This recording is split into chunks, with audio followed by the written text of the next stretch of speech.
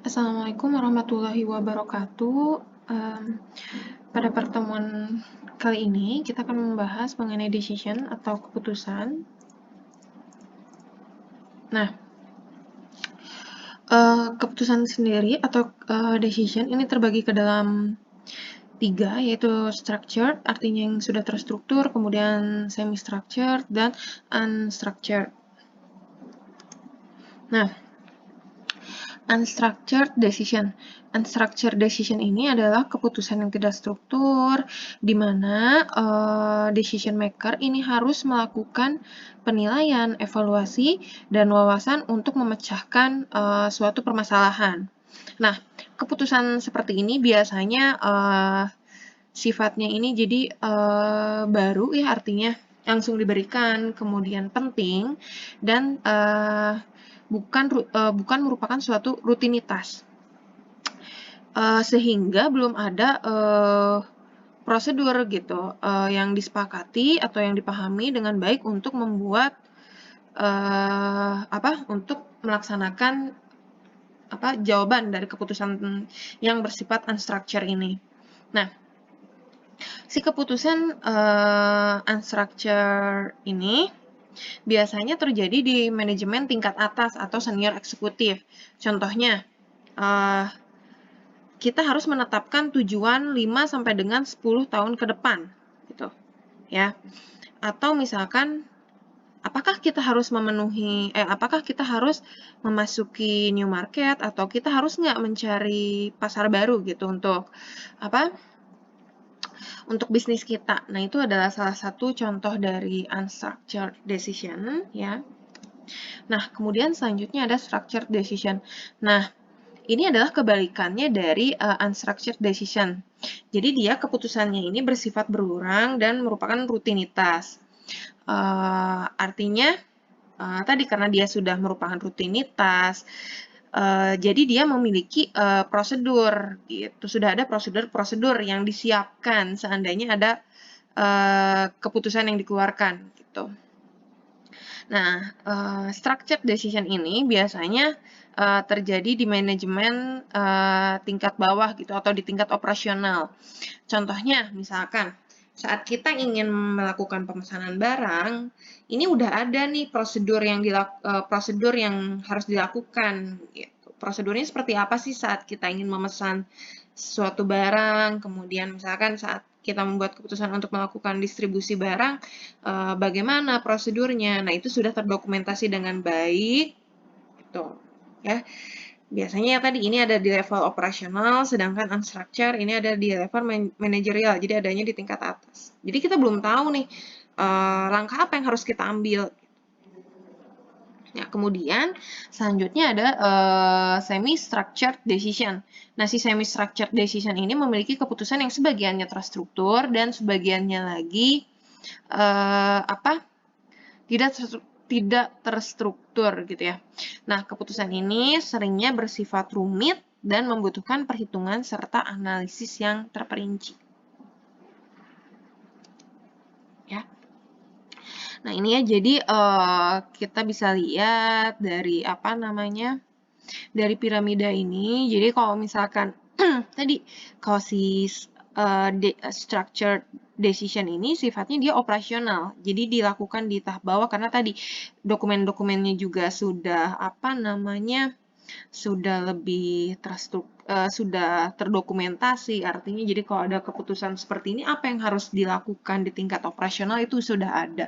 Kemudian ke middle, jadi tadi ya si semi-structured ini dia untuk middle management ya. Ternyata contohnya di sini adalah misalkan membuat budgeting gitu ya. Jadi dia kan semi terstruktur. Nah, membuat budget ini mungkin udah ada tahapan-tahapannya, tapi masih ada juga yang harus kita buat sendiri gitu ya. Nah, kemudian unstructured tadi untuk senior manajemen atau eksekutif. Nah, di sini yang tadi ya, jadi kapan kita misalkan kalau ada keputusan nih kita harus memasuki atau harus mencari market baru gitu ya, pasar baru. untuk pemasaran produk-produk kita. Nah, apa yang harus kita lakukan? Ini belum terdokumentasi sehingga kita kita harus mendefinisikan sendiri gitu ya. Oke. Nah, Simon mendeskripsikan 4 tahapan dalam pembuatan keputusan. Yang pertama adalah intelligence. Intelligence ini fokus kepada menemukan, mengidentifikasi, dan memahami masalah yang terjadi di dalam sebuah organisasi. Mengapa sih sebuah permasalahan itu ada, kemudian di mana adanya permasalahan itu, dan apa pengaruhnya terhadap perusahaan atau organisasi. Selanjutnya adalah desain, fokus kepada mengidentifikasi dan mengeksplorasi berbagai solusi untuk masalah tersebut. Jika tadi pada stage pertama kita sudah menemukan masalah yang terdapat di dalam organisasi, selanjutnya kita akan mengidentifikasi nih, solusinya ini apa, ya. Solusinya ini apa. Nah, pada stage ketiganya ini adalah choice. Nah, kemungkinan si solusinya ini kan nggak cuma satu. Jadi kita memilih nih, kira-kira solusi yang akan kita gunakan untuk memecahkan permasalahan tadi tuh yang mana gitu yang akan kita gunakan. Ya, sehingga pada tahap implementation kita akan fokus kepada solusi yang telah kita pilih sambil memantau seberapa baik sih solusi itu bekerja gitu dalam mengatasi permasalahan yang ada. Ya. Nah, ini jadi tadi ya kita menemukan permasalahannya, kemudian kita mendesain solusinya, memilih solusi mana sih yang akan kita gunakan, kemudian diimplementasikan. Nah, apakah ini kan tadi ada decision. Kalau misalnya di algoritma kan dia bisa ya, bisa tidak. Nah, ini ya kalau misalkan sudah ditemukan masalahnya, jika ya maka dicari solusinya, jika sudah ditemukan solusinya maka lanjut, kita akan pilih solusinya yang mana, jika belum maka dia ada panah balik lagi ke atas, artinya kita temukan lagi masalahnya gitu. Seperti ini, jadi misalnya ini choice, kita akan memilih solusi alternatif yang akan kita gunakan untuk memecahkan permasalahan tersebut. Jika misalkan dirasa solusi-solusi ini masih kurang, maka kita akan mendesain lagi. Kita akan mendesain lagi solusi-solusi yang lain.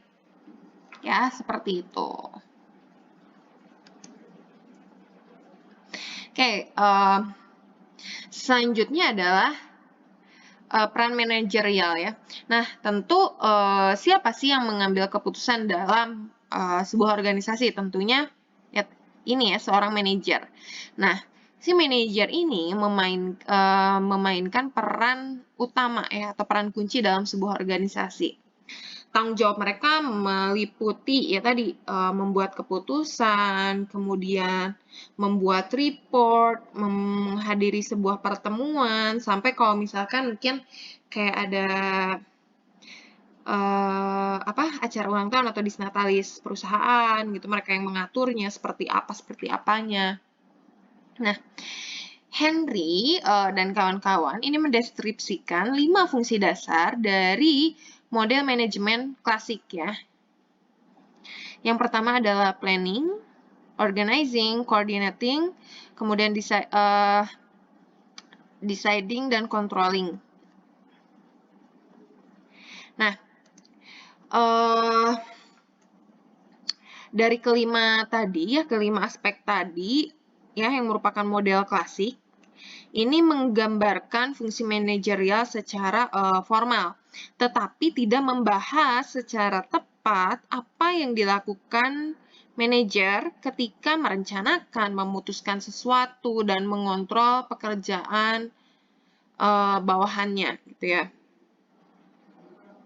Nah, kemudian seiring berkembangnya waktu ada behavior models. Nah, si behavior models ini berpendapat bahwa perilaku manajer yang sebenarnya tampak kurang sistematis, terlalu informal, kurang reflektif, lebih reaktif, dan kurang terorganisir dengan baik dari model klasik yang ingin kita percayai ya. Jadi tadi si model klasik ini kurang sistematis gitu ya, jadi terlalu informal ya, dan kurang terorganisir gitu dari yang kita temui gitu di kehidupan sehari-hari. Nah, pengamat ini menemukan bahwa perilaku manajerial sebenarnya memiliki atribut yang sangat berbeda gitu dari deskripsi klasik yang tadi dideskripsikan oleh Henry ya. Ada 5 poin. Yang pertama adalah manajer ini melakukan banyak pekerjaan ya. Penelitian telah menemukan bahwa manajer terlibat dalam 600 aktivitas yang berbeda setiap hari tanpa jeda ya. Kemudian yang kedua adalah kegiatan manajerial ini terfragmentasi. Sebagian besar aktivitas berlangsung kurang dari 9 menit dan hanya 10% aktivitas yang durasinya melebihi 1 jam. Kemudian sebenarnya manajer ini lebih menyukai informasi yang terbaru gitu ya, terkini, kemudian spesifik dan ad hoc ya. Seringkali informasi yang dicetak atau yang terdokumentasi ini terlalu lama gitu. Jadi kurang up to date. Kemudian manajer ini lebih memilih berkomunikasi secara lisan daripada tertulis. Karena media lisan memberikan fleksibilitas yang lebih besar, memerlukan lebih sedikit usaha dan memberikan tanggapan yang lebih cepat, ya. Kemudian manajer memberikan prioritas tinggi untuk memelihara web of contact yang beragam dan kompleks, yang bertindak sebagai sistem informasi formal dan membantu mereka dalam melaksanakan agenda pribadi dan tujuan jangka pendek dan panjang. Jadi mungkin di sini semacam ada penjadwalan untuk seorang manajer, ya, sehingga mereka dapat mengelola kegiatan mereka. Oke.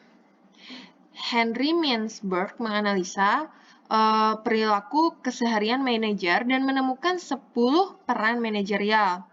Peran manajerial adalah ekspektasi dari aktivitas yang seharusnya dilakukan dalam sebuah perusahaan. Mintzberg ini mengkategorisasikannya ke dalam 3. Yang pertama adalah interpersonal, kemudian informasional, dan decisional.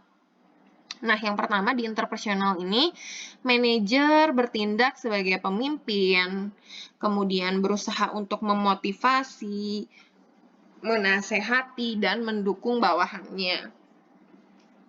Yang kedua adalah informasional. Nah, manajer ini bertindak sebagai pusat saraf gitu ya. Jadi intinya dari organisasi. Mereka ini menerima informasi yang paling konkret ya dan terkini dan mereka akan mendistribusikan kembali si informasi ini kepada mereka-mereka yang perlu mengetahui gitu dari si informasi ini. Ya misalnya kepada stakeholder yang lain itu yang memang berkepentingan lah gitu terhadap informasi tersebut.